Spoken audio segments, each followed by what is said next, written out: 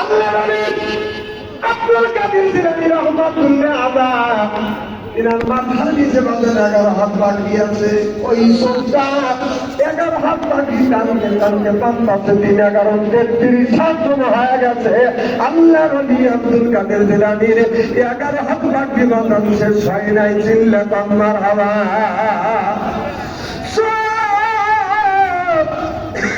মনে মনে চিন্তা করতেছে, আল্লাহ আমি বুঝি ধরা খায়া গেলাম। এবার চিন্তা করছে, এখন আমি বের হয়ে যাবো। যেই জায়গা সিন কাটছে, সিনের কাছে যাওয়ার থেকে সিনের দরজা বন্ধ, তোর করেছে আবার শুনল। এরপরে জানলা আছে, জানলার কাছে যাওয়া থেকে জানালাও বন্ধ, শোন আরো করেছে বাদাম শব্দ।